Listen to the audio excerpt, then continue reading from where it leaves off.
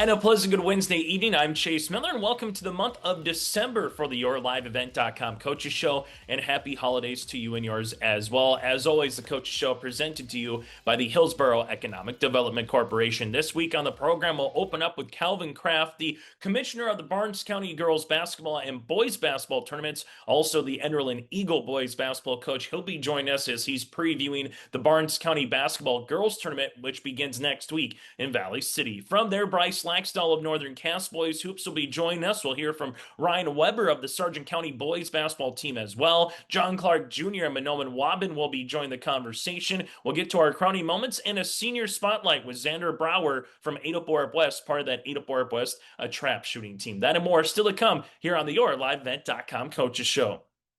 Join us now from the Enderlin Eagles boys basketball perspective is Calvin Kraft here. Also, we call him the commish from the Barnes County basketball tournament as well, doing all the behind the scenes work. And Calvin, let's just start there. Always good to talk with you during this time of the season because one, it's winter season, and number two, the BCT is around us for girls hoops here in December, and also as we make our way past the new year for the boys. But this year for the Barnes County tournament, just kind of take us through what fans can expect coming out to the bubble in Valley City here this season. Well, bubble changed sides for the bench, so I guess you have a different view. I was just there for alumni thing on Saturday, and it's a nice change. I think the locker rooms are going to be in a different spot when that new addition's there. So the bubble will have a little bit different look to it. And our actual tournament, the girls' side has 8 full teams, which again, as you know, has been a struggle sometimes for the past couple years before that, where we had to make makeshift 6. So again, having 8 teams in it, again, a Valley City varsity that's coming off a state title, a Lemoore team who's ranked very high in B, a Maple River team who's ranked very high in B, Northern Cass who's an A team, Weimer-Lidgewood who's solid, and then obviously Enderlin, South Border, and Warwick are all the full 8. And so again, it'll be a nice atmosphere, fun to have a real full tournament. The only hiccup is obviously Northern Cass game is going to be first because they got to get back to a concert. So the 1-4 and the 1-8 and the 4-5 games are flipped around. But nice to have a full 8 teams. Looking forward to getting to the bubble. Looking forward to you having the coverage, and so it's nice to have a tournament that's full and easier to run per se. Yeah, and let's on the girls' side, just going back from last year, pretty much the same teams are back, Calvin, right? I mean, the last couple of years for boys and girls, we've been seeing maybe 1 or 2 teams switch out, come in just Yep. because of their schedules or where they want to go with their non-conference, particularly, and what they can do for games. So, how nice is Yep. that to kind of have, a similarity of teams that have been there, done that, so to speak, from a year ago that are coming back here this season as well? Yeah, I think just one flip. I think Warwick and White Shield are the only flip, so it is nice. You never really know, and sometimes talk to Valley like which team are you bringing, how many girls you have, or Northern Cass and stuff like that. So it's nice to have a little continuity. Back in the day, it used to be the same 8 teams for X amount of years, and so it was easier that way. But it's nice to have the same teams back. They kind of know the drill, and they like playing at the bubble. From the Barnes County tournament, Calvin, just kind of what does this mean for you? Obviously, we always go back through the pamphlet and the scorebook every year, going back to, yesteryear and seeing some school districts and towns that are co-opted with other towns a little bit here that the Daisies of the world, for example, they're just not there, but able to Yep. see this BCT continue to come on here in the middle of the 2020s. Just kind of what does it mean for you and where it's at with the 8 teams for the girls and the 8 teams for the boys as well in January? Yeah, I know. I think this is probably unofficial, but it's the longest running tournament in North Dakota, that exists. I think the Stutzman went away. There's different things that have, Ramsey's been for a while, but this thing goes back to way back when. And obviously talking with people at the college, like Steve Olson, Coach Mack, they want to keep it going. The president, they like having kids on campus. They like just the general. I'm not sure if the coaches like it because their gym's taken over for 6 days, but I think that's a different issue. But they like having it. It's to keep it going is great. I think there were some hiccups before. It seems to be smoother right now. Obviously, there's a financial aspect of it all. I know we have to somehow make enough money to keep it going, so you're not in the red. Who pays for it if you're in the red? So again, but it's awesome to have. There are a lot of people in Valley that always say, "Please, thank you for coming. Thank you for keeping this going." Whether it's one person sitting in the stands in the top row, or grandma and grandpa coming back who used to playing it in the 50s or the 60s. That's kind of nice to have, and we'll keep it going as long as we can. As we go through here, Calvin, just when you think of the Barnes County basketball tournament, the free throw competition, obviously there's some hardware. There's been some hats that have been given out for championships as well for some swaggers. So, what can fans expect this year with that kind of remedy again? Or is there a free throw championship again? Talk us through the tournament and just kind of what fans can expect for a couple days again in Valley City. Yeah, you bet. There is a free throw. Everybody gets two free throw shooters. They shoot 25 at a halftime game, either before them or after them. And obviously, I think you got to make about 24 or 25 to win this thing. Every year, it's really tough. If you miss one or two, you're pretty much out of the running. So, yep. So obviously, 16 people will shoot that. There's a sportsmanship award. Obviously, there's an all tournament team with 10 people making that, and then obviously the awards for second, third, fourth, fifth. All those awards are kind of taken care of by the Valley City Commerce area. The Lions Club does the gate. So it's kind of, get everybody involved. The Commerce also makes the programs. So, Valley City kind of really embraces it. I think it's Farmers Union sponsoring this year. So lots of different things that are good for the college and the community. And then obviously for our 8 teams, we all feel very welcome when we go there. There's a hospitality room. Obviously the atmosphere and the seat backs and stuff like that. It's cool to be there, and we're happy it's there.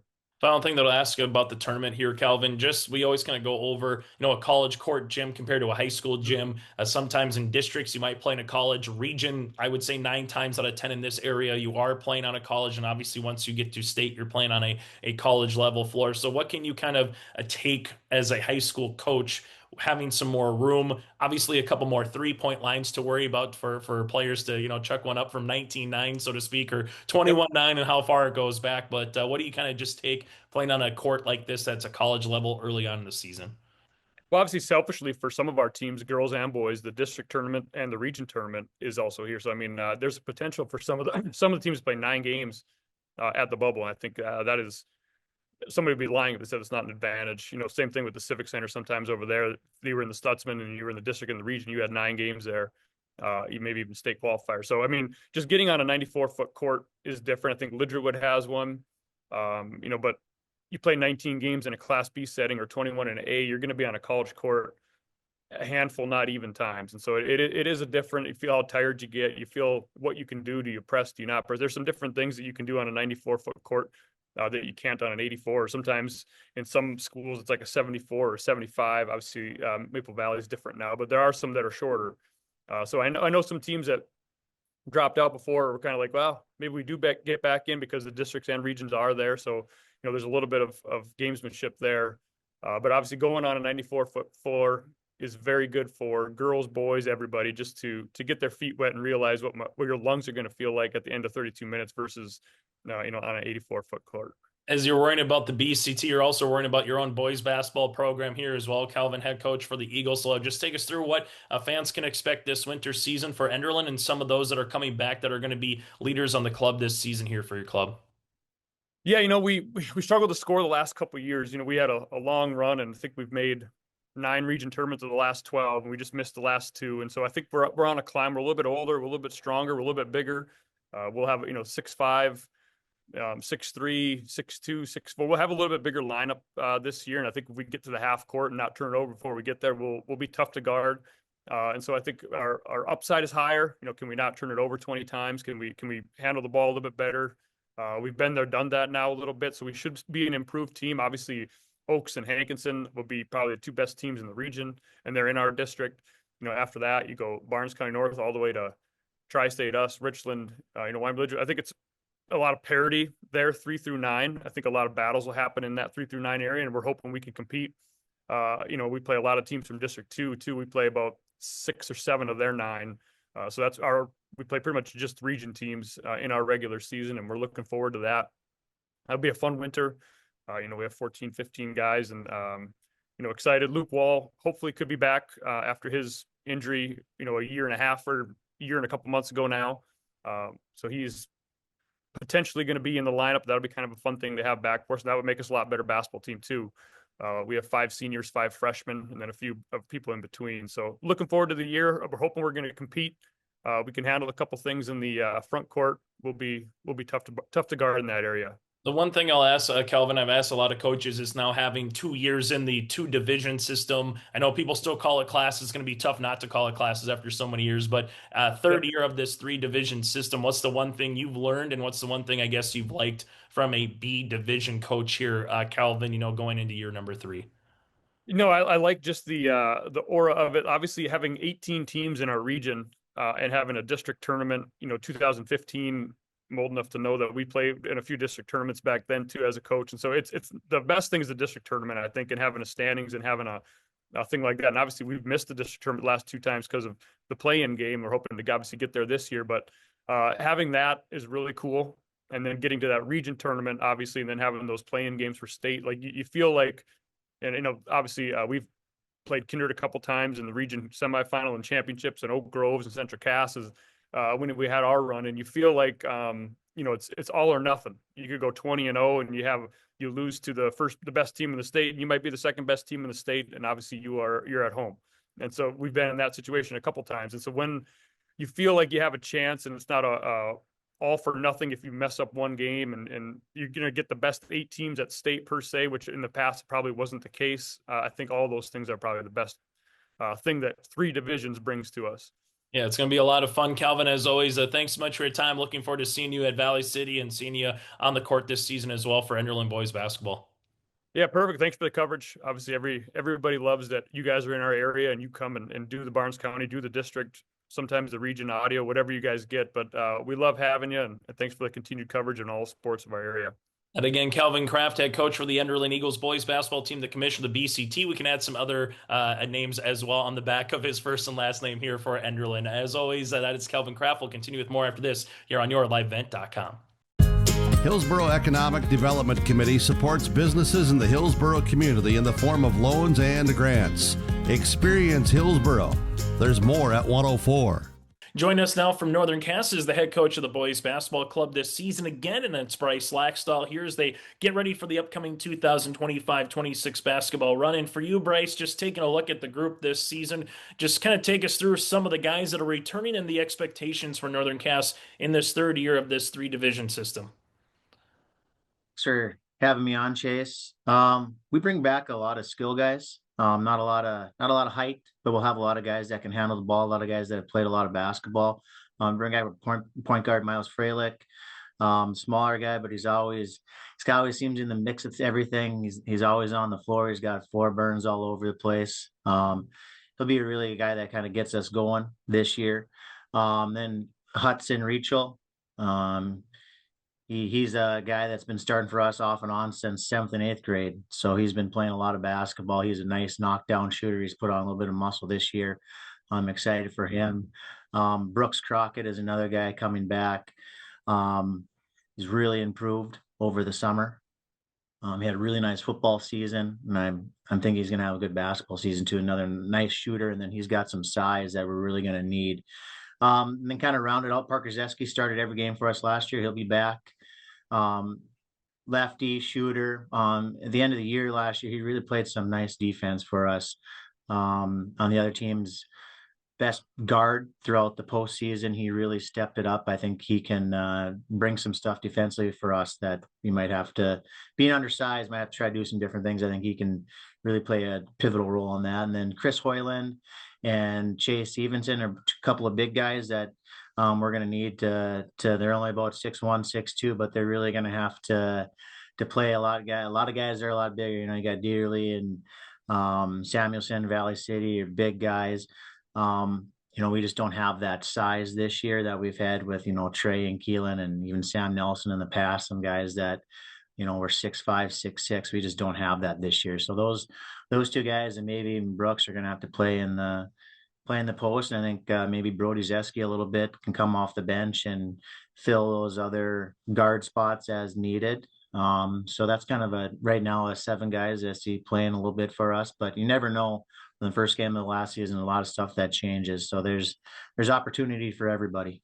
As you go through your first game on December the 12th against North Border, then you got, I think, Cass Lake Bean is on the schedule this year. You have the Carrington Holiday Tournament as well to get some crossover, get some Western flavor in. And then really the middle of January to March is a lot of games in a short amount of time, as it always is, Bryce. So what's the one thing as the season evolves that you want to see from your team early on in the year before you get to some region play and then eventually that Region 1 tournament? Trying to mesh as a team as the season goes on. Who does, you know, there's different roles this year. You know, we had Trey and Keelan last year that they could do a lot of things for us, especially the defensive end. We're going to have to mix and match and see what works well with us. If we play more zone than we played, if we want to get up and maybe full court pressure a little bit more often, you know, you want to do some of that stuff, but you never know how it looks until you get out there and do it. So just kind of growing as a team, you know, that we kind of talk about it here. You know, the summer stuff, that's where you can get better as an individual. But once the season starts, we're focused on the team and how we can get better as a team. So, you know, from right now till March, we're working on become, you know, better as a team. And however we can do that, you know, people in different roles, you know, maybe somebody comes out of nowhere and is really fits in for what we want to do. And if you know, get that person in there. But the biggest thing is finding 5 guys that can work best as one is what we're going to be looking for. And the one thing too, a little new is the basketball court, the actual hardware in terms of what you're able to see, obviously seen in volleyball, but what's it like for the basketball players, Bryce, chomping at the bit to get out there and kind of just see what the new court kind of has all in store here when it comes to hoop season? We're all excited, right? They haven't got a chance. You know, the volleyball team, they got to play in there. So the girls have already played a lot of games in the new court. So the boys are definitely excited to get in there and test it out, and you know, see you can get the first bucket in the new court. It'll be, maybe we'll have something out for that, a giveaway or something at the end of the game. Against North Border. But yeah, no, they're excited to get in there. You know, it's a beautiful court. We're lucky to have, you know, the sponsors that did put it together for us and made that possible. We're thankful for them, and you know, we're excited to get out there and play some basketball. As I take your team out of it here, Bryce, with the Region 1A again and the 7 teams that are there. Obviously, you mentioned Dieterle from Valley City. There's a Cordero that's in Lisbon. You look at a Central Cast pretty much bringing everybody back nearly from a squad ago. Fargo, Oak Grove, and Kyle Cardo, he's going to put his team in there. Braden Steffens, you know, you take a look at a Wahpeton and starting with him. So there's still some pretty good players, even though there was a good senior class that left with talent, but still guys coming back. So taking your team out of it here, Bryce, where do you assess the region and who's a favorite coming into this time of the season? Yeah, you know, I probably still put Kindred at the top. I know you know, until someone beats them, they're still number one. But I think this year the parity is going to be, I think, even closer than the last 2 years have been for the 3 class. You know, you talked about, you know, everybody that's in there. I think anybody can beat anybody. I really do. Kindred isn't probably far and away the best team anymore. Capsule brings everybody back. You got Matson and Dieterle and Valley City, and I know they've got some other guys that have really improved basketball wise throughout the year. Oak Grove brings back a ton. We played them a few times this summer. They seem to have different guys step up every game. They're going to be tough.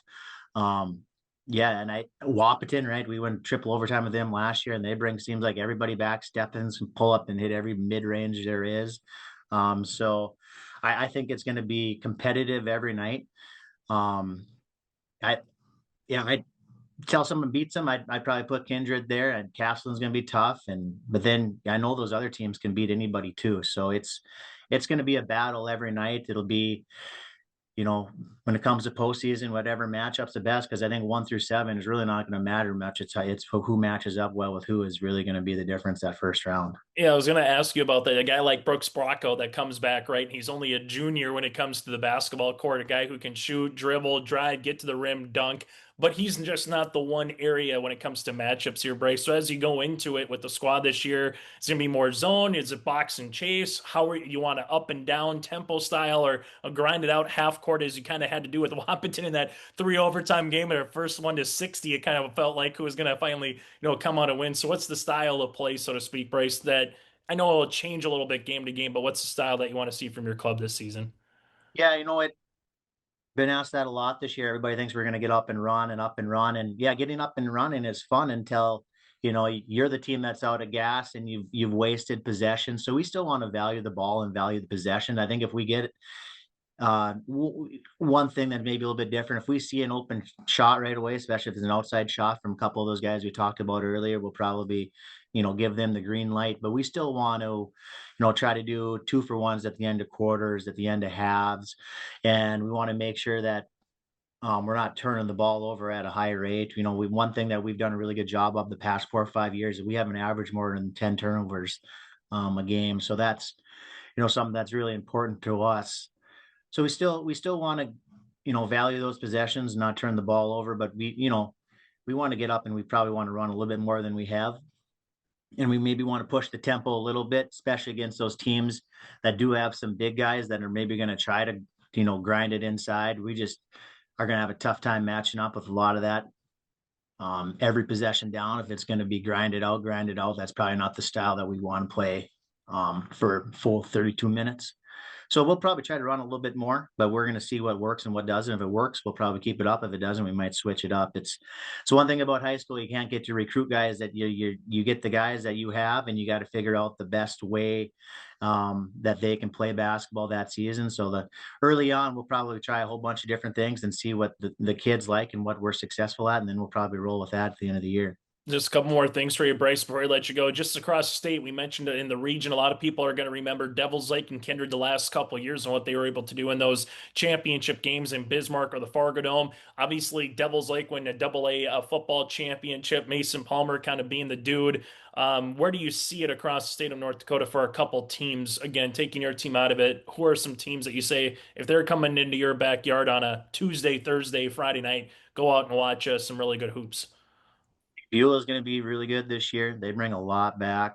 And then Grafton's going to be really good again this year. 4 Winds brings back just about everybody. They're going to be solid. Rick always does a good job with them. And then whoever comes out of our region, if it's 2 or 3 teams, I think they're going to get, they'll be battle tested, that's for sure. But out west, I'd say probably Beulah. And then, north of here, Grafton, 4 Winds, Devils Lake is obviously going to be really good again. But those are the teams that I think would probably be the best from not our region. From a particular standpoint, the football team gave the Cardinals of Langdon area, Munich, a heck of a run there in that opening round, making the postseason, going right down to the wire with them. Obviously, an Owen Johnson winning state cross country and having success as well here, Bryce. So what do you hope from the fall sports season, seeing success? Some of those players coming on your team as well from football in particular that'll be playing here on the hoop season. How do you think, having success in those fall sports can attribute that to the winter season, whether it's wrestling or hoops here for Northern Cass? Success breeds success. So there's kind of you just get it built within you that you're used to going out and competing and finding a way to win at the end of a game if it's close, and it just believing that it's possible and you're not going to be a doormat all the time. I think Tyler did a really good job the last 5-6 years building up that football program, and the boys are already excited for next year, which is not the way it's been at Northern Cass for the last handful of years. So kudos to him. And usually I don't have to get them focused on basketball. They're already ready to go. Halfway through the football season, they're ready for open gyms. But that wasn't the case this year. And it was really nice to see. And, hopefully that success that they had just builds continued success. And, I think that our wrestling program has really helped football too. So, and our wrestling program is growing, which is great. So I think it's just getting all these kids out. We're not a big school, so getting them out as many activities as possible is huge for us. And just, I think, not sitting around for kids in the wintertime or the fall, whatever, and in the springtime, just getting them in something helps so much. Yeah, and you mentioned spring with what track and field did, what baseball did, obviously just a lot of success when it comes to different areas and golfing as well here for the Jags. Bryce, as always, thanks so much for your time. Could talk to you all day about hoop season. Looking forward to seeing you at the gym really soon here. Appreciate the coverage, Chase. Thank you. That again, Bryce Laxdal, head coach for Northern Cass Boys Basketball. We'll continue with more after this on the YourLiveEvent.com Coaches Show. If you have concern or questions about the mental health of yourself or a loved one, Trail District Health Unit's Credible Mind platform offers convenient and confidential resources to help inform you about mental well-being. Credible Mind offers 21 different assessments to guide you in your mental health journey, from sleep quality and burnout to anxiety and depression. To get started today and learn about your mental, emotional, physical, and spiritual health, visit traildistricthealthunit.crediblemmind.com. Welcome to the city of Hillsboro, a small town with big opportunity. Here, you don't just find a house, you find a quality of life. Safe neighborhoods, affordable living, and a community that treats your family like their own. Build your dream home with lots starting at an attractive price and enjoy homeowner incentives and grant funds to help make it yours. Come live, work, and thrive in Hillsboro, where you don't just live, you belong. Join us here from the Sargent County Bulldogs perspective as their head coach, that is Ryan Weber, for boys basketball again this season. Ryan, anytime you get to the month of December, it's always fun because we know hoops basketball is upon us here. Obviously, a couple non-district games to open up the season right off the bat on December the 12th, hosting Valley City, and December 15th, hosting the Lobos here. But what's the one thing as a basketball coach, once you get to this time of the year, the first practices before you get to a first game, what do you enjoy most as a coach during this particular time of the season? I like the excitement of it all. Like, the kids are pumped up, ready to go. They're really excited to get back in the gym and practice together. And I think we had a young team last year, so I think they're excited to see, some growth out of the team. And I think they're just ready to get after it here and finally start practicing, working on stuff that we're going to do this season as a team. As you look at District 1 this season here, Ryan, taking your team out of it, who's going to be a team in the district, a team in the region that's going to be a challenge, or folks that you kind of circle, so to speak, when they're coming to their local gyms here this season? Yeah, I mean, obviously Hankinson, they still have Rashawn over there. They're going to be a pretty tough out. And kid that averages 25, 30 points a game is always always tough to deal with, and he seems to do it night in, night out. Doesn't matter what people do. Oaks will be, they'll be pretty tough again. They got that Meyer and that Thorpe kid that keep them going. And then, like, region wise, I think Lytton's going to be pretty tough this year. And I think, Edgeley Colton, they're always pretty solid. They always got a salty crew out there. So those are a few of the teams that I think, will be a challenge for everybody this year. As we go from there, let's go over some of your guys. Talk about a senior first with Jace Fury. Just kind of what do you see? What do you want to see from him both on and off the court as a senior here this season, Ryan? Yeah, he's a team leader in the gym and off the court in school. And last year he kind of got thrust into a role that I don't know if he was necessarily ready for. We needed him to score a lot of points, and he did a good job last year. And I think this year we're not going to need that near as much. I mean, he'll still score. He'll still probably be a leading scorer this year, but he'll be able to distribute the ball more, less pressure. There's a lot of people leaning on him last year because he was the one with the most varsity experience. So there's a lot of younger guys that really leaned on him to take care of the ball, to take the shot when we needed the shot. So I think there'll be less pressure on his shoulders. He's still the guy, though. Like, he'll still bring the ball for us. He's still the point guard, still has to know everything out there for me. So he'll still be our leader for sure. As you go from there, some other guys, Andrew Yago, just able to see him continue to mature on the court as well. Ryan, what do you kind of want to see from him this season? I need him to be a little more aggressive than he has been in the past. He's gotten too passive sometimes. I want him to be, physical. He's a bigger kid, and he's got to learn to trust that athleticism. He's put in a lot of work this summer. He's gone down to Britain a few times to work one-on-one with a guy down there. And so I hope he takes what he's learned down there and puts it on the court. He's a kid that's really, really worked on his shot. Can shoot inside. He can go outside. His handling has gotten a lot better. He needs to be more physical as a basketball player. It's okay to bump a little bit down there. That's fine. The old adage, you get 5 fouls, you might as well use 4 of them, right? That's right. As we go from there, Ryan, a couple more players, Tristan Peterson and Cole Fury, Jace's younger brother. Just between those two, what do you want to see from that kind of perspective from both of them this season? They're defensive stoppers. Tristan is athletic as they come. He's 6'2", 6'3". He's a guard. He's quick. He can jump out of a gym. So defensively, he's going to be the guy at the top for us. And Cole, if we ever face guard a guy or whatever, he's usually the one that does it. I would hate to get defended by him. He is a pesky guy. He knows how to poke and prod and kind of get away with a few things. And he's pretty stable. Like, he doesn't get too high, doesn't get too low. So those two guys, they'll score for us. They're pretty good outside shooters and things like that. But defensively, they're going to be the two guys that I trust on some of the better players in our region and district. As you go from this time of the season, win or lose, right? I know we kind of talk about this every year, but early on in the month of December, what's the one thing you want to see most from your team? A couple of games in, you get to go to Napoleon with that doubleheader with the girls. You kind of get through that holidays and really get into the swing of things after the first of the year. But what's the one thing you really want to see from your team, win, lose, or draw the first month of the season, so to speak? Yeah, we need to be more consistent. There were times last year offensively where we'd score, 60 points one game and then come back and score 30. Um, we need to be more consistent offensively, and then defensively, our defense has to travel with us. Like, we can't go from, giving up 40 to giving up 70 a game. Like, we have to be a lot more consistent, and that comes with just giving 100% effort all the time.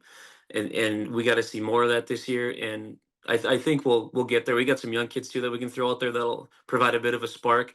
But we just got to be more consistent offense and defense. One or two more things, Ryan, we'll talk about here. The cool thing is your refereeing crew for football was able to make its way to the Dakota Dome this year, the Dakota Bowl at the Fargo Dome, that is this season. Just from your perspective as an official, how cool was that? Obviously, you go throughout the course of the season. You had an overtime game, for crying out loud, with Enderlin and Weimar-Lidgewood for game number one to dust the rust off of the season for a 9-man football game. But just how fun was that to be part of the Dakota Bowl from a point of view that we don't hear of a lot of time in terms of the officiating crew? That was pretty special. Dr. Larson's our white hat. He's got, he brought us all together. About 4 years ago, I think, was our first game. So I didn't really expect it 4 years in, but it was awesome. There's a lot of respect for officials, and when you get there, you get treated well. It was kind of overwhelming to begin with, stepping on the field at the Fargo Dome. But once you get into the game, it's just like any other game. But it was quite an experience, one that I won't forget for sure. And hopefully we, as a crew, we keep that high standard, and we can hopefully in the future get another one.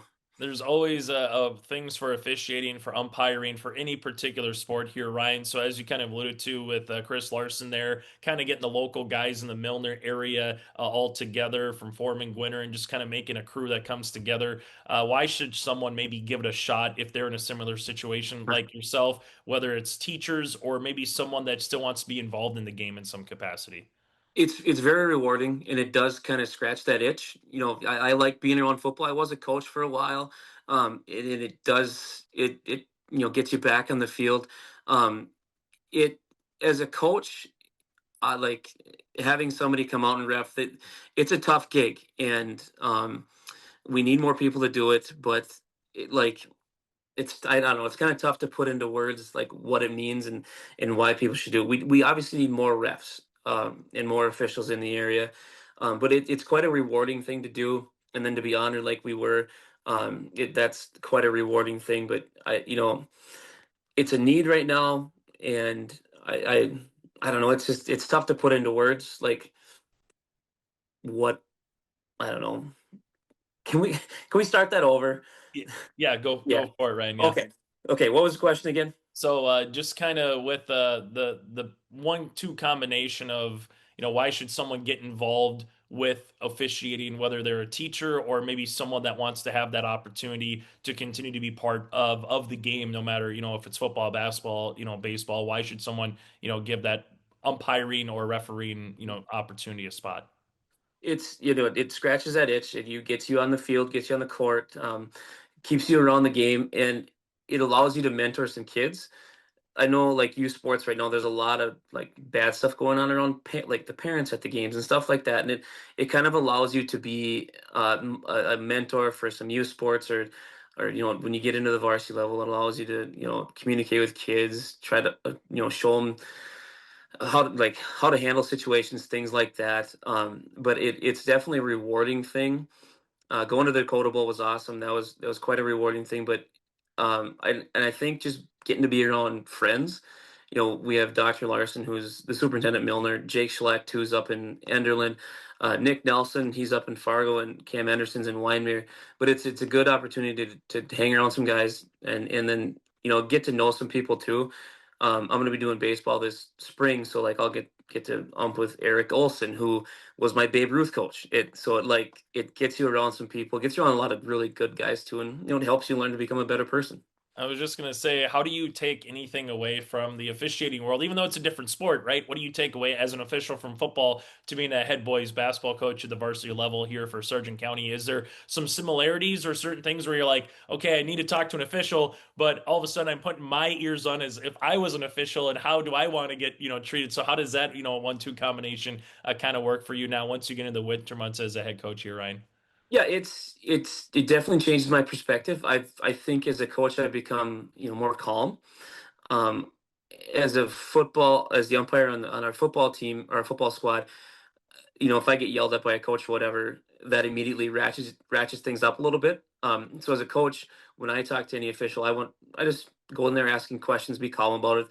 They're human. Officials make mistakes. I've made mistakes as a football ref.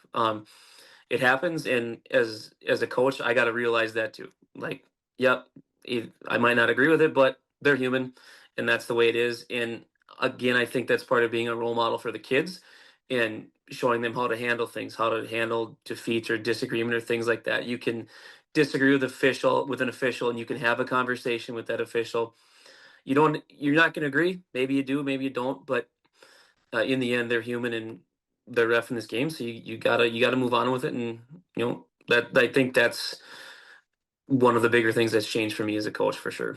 Yeah, always good things to be involved in youth sports, no matter what you can do, whether it's at the prep level, maybe a little bit younger as well, as we're talking a little officiating, but also hoops here with Ryan Weber. Ryan, thanks so much for your time. Best of luck to you. Looking forward to seeing you around the court here this season for another basketball edition of Sargent County Hoops.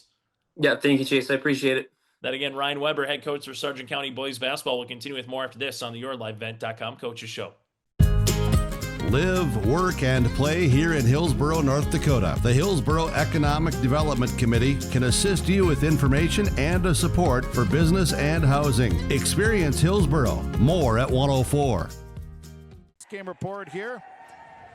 Well, Rays, this was a heck of a way to start the season here tonight. I said I wanted chaos and I wanted up-tempo stuff. You gave it to me here tonight. Congratulations on the win. Thank you. We will absolutely take it. I'm not really sure what the heck just happened there, Sean. It was kind of a blur. I mean, we couldn't make a basket for a long time in that game. And I just thought, Sacred Heart was a step quicker and stronger in every facet of the game. And then we called a timeout and we just said, hey, let's just see what kind of guts we have here. Let's just see if we have guts this year. I think we were down 15 points and holy smokes, they played with guts the last 5 minutes and hit some clutch shots. And, Tommy Phillips took a huge charge down there, a big momentum swinger. And I thought we played very composed in overtime. I mean, I find that hard to believe, but we did. And, I thought we played more composed down the stretch. And obviously, we rattled them a little bit with the full court press and hit some shots. And very, very happy to go away with the win.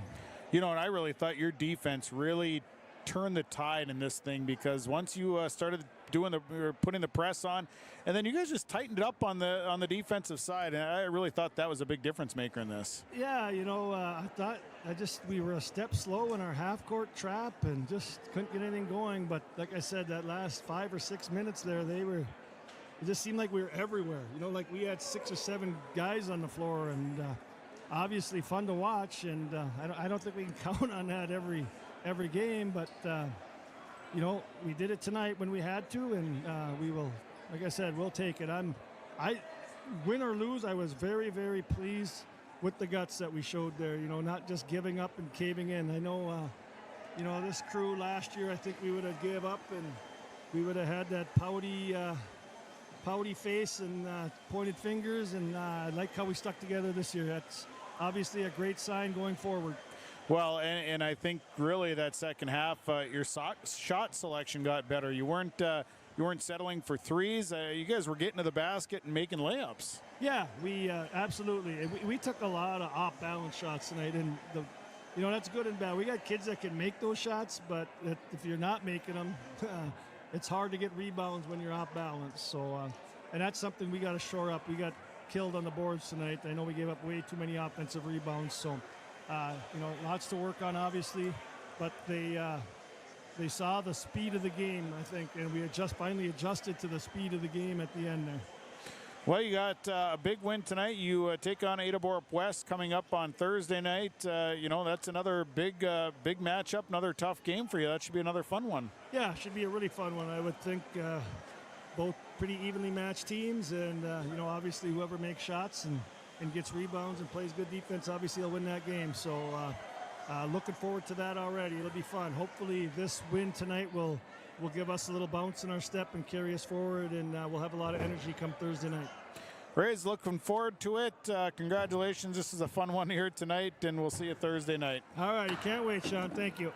Head coach of the Thunderbirds, John Clark Jr., joining us here following the victory over Sacred Heart 78-71 in overtime here tonight in Waubun. We'll go to a timeout when we come. Don't be fooled by that beat-up old cap. Its faded crown represents the tireless work of America's farmers and ranchers. Its sturdy brim, their dedication to providing our nation with a safe, affordable food source. So we'd like to tip our hat to them. Farmers Union Insurance, protecting those that protect America's food source. Visit with Ryan Opdahl, your local Farmers Union Insurance agent in Hillsboro. Stay up to date all year long with your live event from our social platforms with X, Facebook, and YouTube. From the latest coaches show to watch game broadcasts back on demand from earlier in the season. Search your live event on YouTube and hit subscribe. Outside the three-point arc. Pick and pop here with Spaeth into the left side corner. Three, good. For the complete and most up-to-date schedule throughout the year, head to our website at yourliveevent.com. This week's Dakota Heritage Bank Crowning Moments brings you highlights from your live event broadcasts, celebrating standout performances and achievements from our local athletes. These are the moments that inspire us all. Moments of determination, teamwork, and success. Dakota Heritage Bank, helping dreams come true. Sharing our heritage, sharing our future. Knocked away there by the Huskies and sent right back into the Warroad end. Play at center. Now it's going to be Samantha Earhart with it now. Final seconds of play here in the period. Here's Marcoka firing his shot, scores! Vivian Marcoka, and it's 3-0. With 5 in the fourth lead change, 47-45 in favor of Kitson County Central. And now a steal by Kuznia ahead of the crowd. She'll lay it up and in. Karen, though, stays in the zone, trying to work with it underneath. He gets checked. Spoilers with Miller up the near boards. Miller into the zone. Miller sees this one on goal. It's still loose. A backhander is in. As Trace Anderson able to clean up the garbage in the front. As Anderson puts the Spoilers up by 4.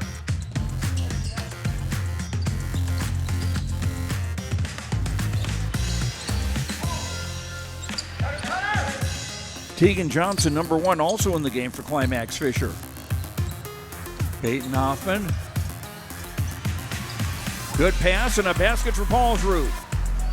Peyton with 16. 39-29. Under 3.5 to go on the half. And another steal.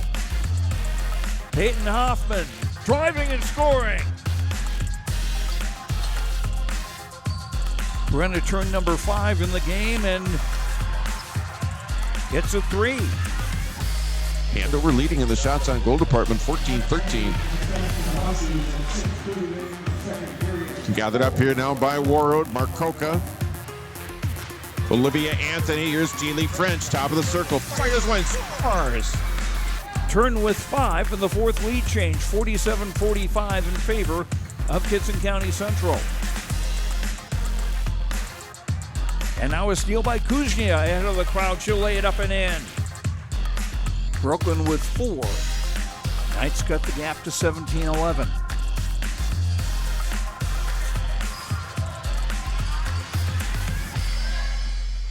way into the top. Broken up by Paulsrud. Finally controlled by Paulsrud. And a breakaway for Brooklyn Hoffman. Arm, but Mueller able to get it back free.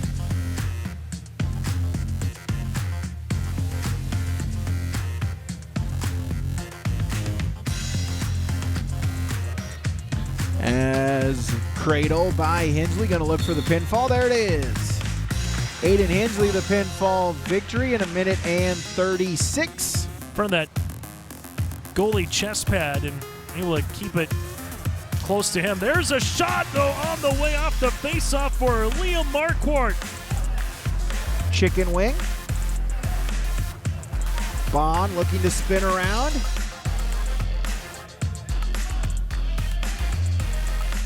Get some near fall points. Felton going to try to fight off his back. He can't. Henry Bond with the 1:50 pinfall victory. Been skating it up ahead and skating it into the zone for Moorhead. Drop pass top of the circle here on the far side. Deflected away here. Here comes Ryan Shoggaby for War. Shoggaby sidestep to goaltender. He scores! Ryan Shoggaby for the Warriors gets the Warriors on the board first. Forced wide. Zimmerman outside here in the corner. Still has it now. Play goes over back into the near corner. Now it's back behind the net. Cullen with it. Cullen still with it. He scores. What a play by Cullen. The corner now back out of the point. Filing over here to Keith Johnson. Shot in. Bouncing puck in front. Now controlled here by the blue and white. And skated up and out here by the Lumberjacks. He scored. Check out, it was Bailey Roop with the goal.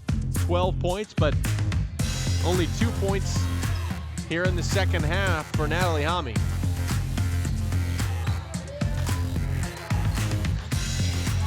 This is Screen will try it from the outside. Banks it in. Chesney Screen from the outside again.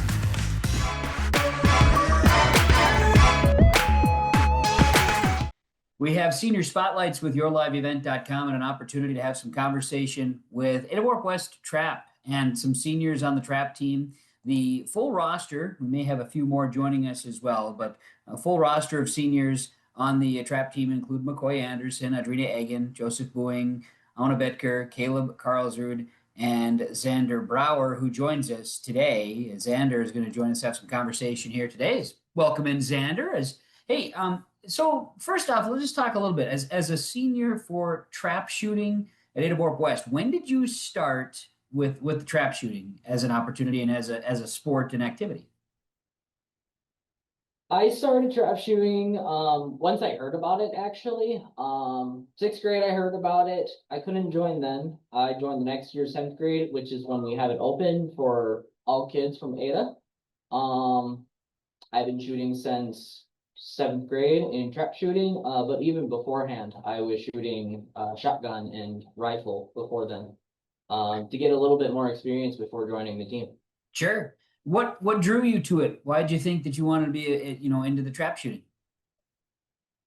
I really always wanted to be in a sport and be good at it. I've joined basketball, I've done football, I've done a little bit of baseball, I tried golf, and then eventually I would go on to try esports, but nothing really ever clicked with me. But when I saw trap shooting, I'm like, hey, that's an individual sport. It's pretty flexible. It isn't like an everyday thing, so I can have a job while doing it.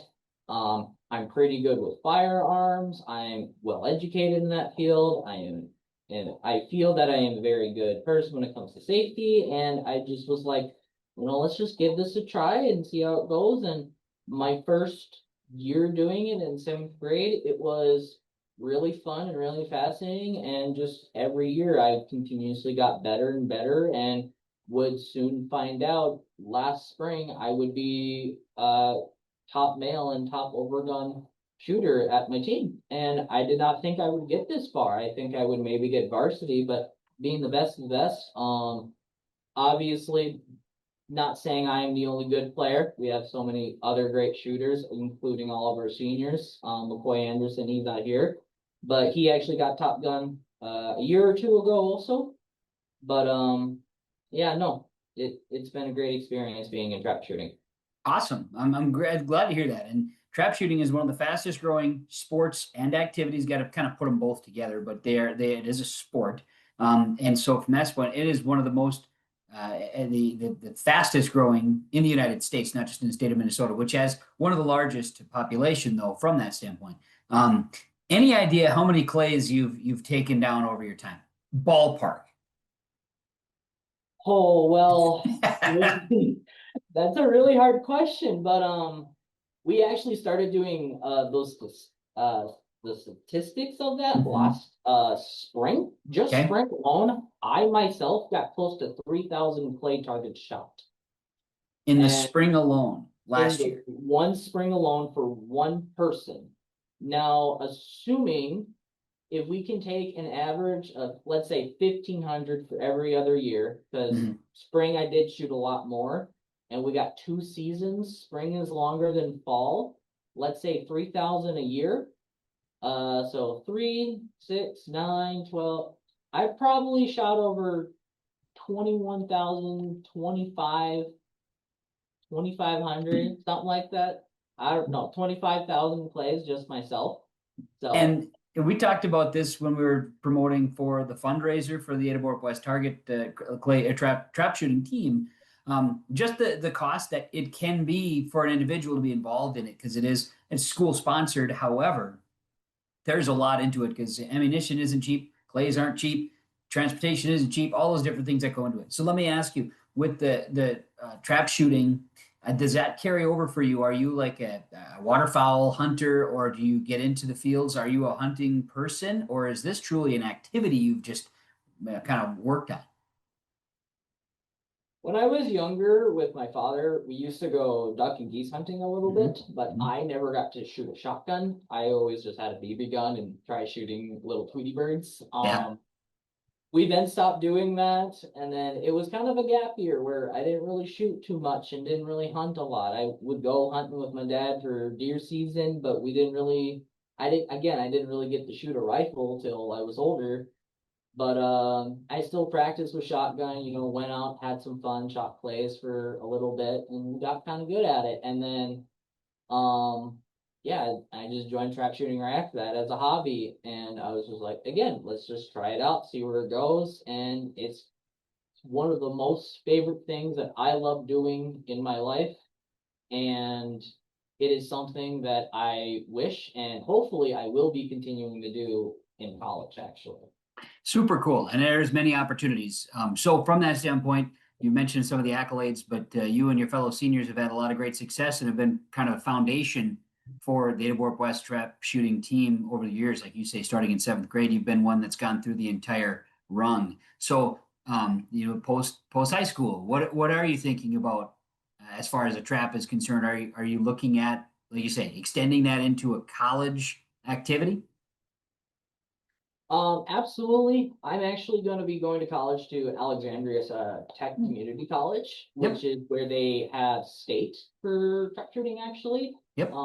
I didn't know what I wanted to do for college, but last summer when we went down to state, I just randomly talked to the college there, and 6 months later, in 3 days from now, actually, I'm going to be going down to get papers signed and have a college visit and get all that situated. And I've already registered or applied, I should say, for trap shooting down there. But according to the recruiters and some other officials down there, I will more than likely be accepted and be continuing my trap shooting career in college. And then hopefully from there, become professional. But that's way up here in a dream, but I hear Alex gets me closer to those dreams, so that's what I hope to do. That's incredible. Well, why would you encourage, Zander, someone to try trap shooting? Let's say that they've heard about it, right? Just like you did, you heard about it. Why would you encourage someone to try? I've actually had this conversation with a lot of parents when I tell them, like, oh yeah, I'm in trap shooting. I'm a varsity level, really good. So is a lot of other people. I typically tell them the exact same thing, and that is it's a high growing sport. It is, like you said, one of the fastest growing sports out there in the entire nation.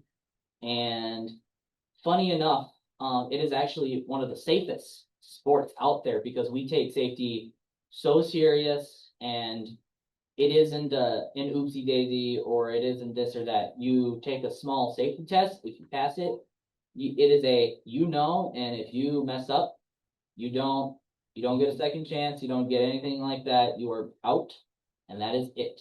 So that's probably one of the biggest things about it.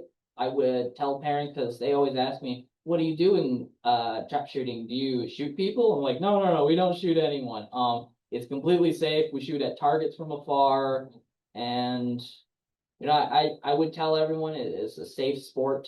It's the cost obviously is very expensive, but with recent years when we have been able to fundraise for ourselves very efficiently, and obviously get a lot of donations from a lot of people, businesses and families alike.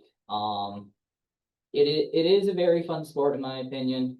It's pretty, I wouldn't say it's easy, but it's pretty adaptable to get into.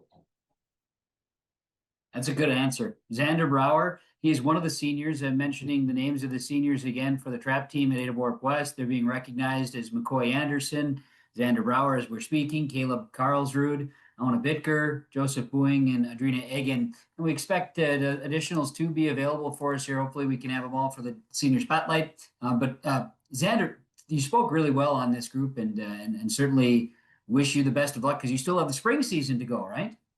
Yep, we got the spring season left, and then we have a few meets in spring, and then we got state in the summer, mid-June. Should be very, very exciting for you, and hopefully you can continue to be at high marks, you and your teammates, and wish you the best of luck, and thanks for taking the time today, Zander. All right, thank you for having me. Good day. Zander, you're welcome. You got that. Zander Brower, senior at Ada-Borup-West on the trap team as one of our senior spotlights. More of our senior spotlights with Ada-Borup-West trap team, and we have a senior, McCoy Anderson, going to join us here today to have some conversation about the Ada-Borup-West trap team, and of course, being a senior, his time in. So, McCoy, when did you start shooting trap at Ada-Borup-West? I started shooting my freshman year in fall. Okay, and what got you to try trap? What was the reason for you? My brother started, and I just watched him a little bit, and that kind of got me hooked on it, and I wanted to try it out. Okay, and so what do you like most about trap shooting, the sport at Ada-Borup-West? It helps me practice for duck hunting. I was going to say, some people like to shoot trap for the game, right, aspect of it, and for the abilities to work on that skill. I thought maybe you had a little bit of that waterfowl. So were you shooting ducks prior to getting into trap? Oh yeah. Yeah. I've been shooting ducks since I've been like 10 probably. Who are those big influences for you, McCoy, as far as your waterfowl hunting? My grandpa for sure. Sure. Okay. And so that translates. How have you scored and those type of things? How has it helped you, not only to participate, but also then to take that into the game aspect in waterfowl hunting? Well, I mean, clays and ducks are definitely different, but I mean, averaging 23s, 24s, that definitely translates to outdoor stuff like that. Do you find it fun to participate in trap, like the competitive side of it too, McCoy? Yes, I do. I love those tournaments. Oh, sure. Yeah. And from that standpoint, do you do the fall and spring or just the spring, or are you able to get it all in? Yeah, I do both seasons. Okay. Why would you encourage someone to try trap shooting, McCoy, whether they're into hunting or not? Well, if they got nothing else to do and they're looking for something fun to fill their free time, trap shooting is definitely a good way to do that. And skills wise, I mean, you learn a lot through it, but I'm sure too, just even firearm safety is a big thing from it too, right? Yeah. Awesome. Do you think you're going to continue to pass this along, McCoy, in your future? Whether your life continues on with after high school, you're going to continue to shoot clays or maybe to even be a proponent of trap shooting? I haven't put too much thought into that yet. I'm not really thinking about it, no. But you're going to probably take down a few more ducks in your life, I would venture to guess. Oh, yeah, of course. Natural. I know that the program at Ada-Borup-West is growing, and you would like to see that continue to grow. So you're certainly doing your best to push that along. But McCoy, to you and of course your fellow seniors, congrats on making this program very, very successful over the years and into the future. But I appreciate you taking the time today to talk Ada-Borup-West Trap, and congrats on the career you've had so far. All right, thank you. You're welcome. McCoy Anderson, one of the seniors at Ada-Borup-West, trap shooting conversation for our senior spotlight. Audrina Eggen takes the time, one of the seniors for Ada-Borup-West trap shooting, to have some conversation with us about and being a senior and being a part of a program that's continuing to grow. And Audrina, tell me, what were the reasonings for you to get involved in trap shooting? For me, I got involved with trap shooting because my grandpa has been one of the coaches for quite a while now. So it just gave me something that I was able to do to spend time with him. Sure. So were you, kind of affluent with firearms prior, or was this all kind of just started up because of this team being available? We didn't shoot around at my grandpa's farm when I was younger, so I've kind of been in it for a while. Sure. Okay. So have you've been shooting since 7th grade as far as with the team? Yep. Okay. And boys and girls alike, right? There's no you can be a boy, you can be a girl, you can trap shoot, and in your separate divisions, correct? Yep. Okay. So what do you like most about the activity? I like that it's one of the only individual sports I do, so it's just like getting a little difference since not only is there individual also, but there's also team. So you can compete with both. Right. It gives you like a little mix of both that you don't get from other sports. And do you shoot in the fall and spring? Mostly I did not this year and last year, just due to be really busy with volleyball season and stuff, but other years I have. Okay. And so a person has a choice, right? You could be in one or both if you're able to. Yep. The schedule is kind of interesting too, right? Because you do a lot of it on, hey, you kind of, here's our time at the range, right? Yeah, it's very flexible, which is really nice. What's the most challenging thing about trap shooting, or that keeps you coming back? I'd say the most challenging thing is just not getting in your head while you're shooting. That can be one of the worst parts about it. It can really bring you down, but as long as you stay clear and keep shooting. Weather plays a factor too, doesn't it? Yeah. Our spring season can be kind of tricky with the snow if it hasn't melted yet. I've never trap shooted. I consider myself a bit of an outdoorsman. I've never trap shooted though, and I've never gone bird hunting. Do you do birds too, or do you hunt recreationally? I only hunt deer otherwise. Okay. And so that's a great point. You don't have to be a hunter to be a trap shooter. Yeah, you don't. Interesting. You did talk about this because this is multi-generational in your case. You've got a grandfather who encouraged you to help to be involved, and you get to do something with it's a 3-generation scenario. There's not many things, not many activities or sports that you can do that. So it's pretty cool. Yeah. Why would you encourage someone to try it if they've never done it before? It's something new. It's something different. Not a lot of people are know about it even. Just try it out, see if you like it. At the same time, right, as you know, trap shooting in Minnesota is one of the fastest growing activities in sports because it is a sport. And in fact, you can be an Olympian. There's been past members of the Ada-Borup or Ada-Borup-West trap team that have competed beyond high school. And so from that standpoint, do you find that as kind of motivational for you, or even kind of that could give you a little bit of an extra spark? Yeah, for sure. I mean, anyone on the team, just knowing that like it can happen. Pretty cool. So giving people that encouragement, that extra lift, boys, girls, and all. And you said like 7th grade, it's 7 through 12 that can participate, right? Yeah. All right, very good. Do you think you're going to continue to keep shooting after high school in any facet? I'm sure. Me and my grandpa normally go out in the summer when I'm not busy on Monday nights to Pearly, so I plan on continuing to doing that and spending time with him that way. That's a really special thing. I just, to talk personally, that's a really special thing. Yeah. Hopefully you can continue, and hopefully others maybe get the hint too and want to do that themselves. But certainly, I appreciate you talking. Is there anything else about trap shooting that you wanted to share? I know that, from competitions, tournaments, and you guys have had some really cool experiences, including the state shoot. Yeah, for sure. I mean, going down to Alexandria every year is a lot of fun. There's lots of vendors there, lots of people. It's always a blast. It is, and a blast. No pun intended. Talking about shotgun shoot. What shotgun do you use, or what is the best for you, Audrina? I I can't think of the name right now. Sure. All right. You use a 20 gauge, 12 gauge. What are you shooting? 12 gauge. Okay, very good. Yeah, well, that's got some pump to it. So, hey, Yeah. I appreciate you taking the time, Audrina, you and your fellow seniors. Thanks for helping lay the groundwork for the trap shooting team at Ada-Borup-West, and continued good shooting as you look forward to the spring season. Yes, thank you. You got it. Audrina Eggen joining us today, talking trap shooting at Ada-Borup-West. I'm Chase Miller. Thank you so much for tuning in to another edition of the YourLiveEvent.com Coaches Show. Join us next week at 7 o'clock on Wednesday, December the 10th for a new edition here as we make our way through the month of December. The YourLiveEvent.com Coaches Show presented to you by the Hillsborough Economic Development Corporation. There's more at exit 104 just off of I-29 on the interstate. On behalf of everybody here, happy holidays, and we'll see you next week for another edition of the YourLiveEvent.com Coaches Show.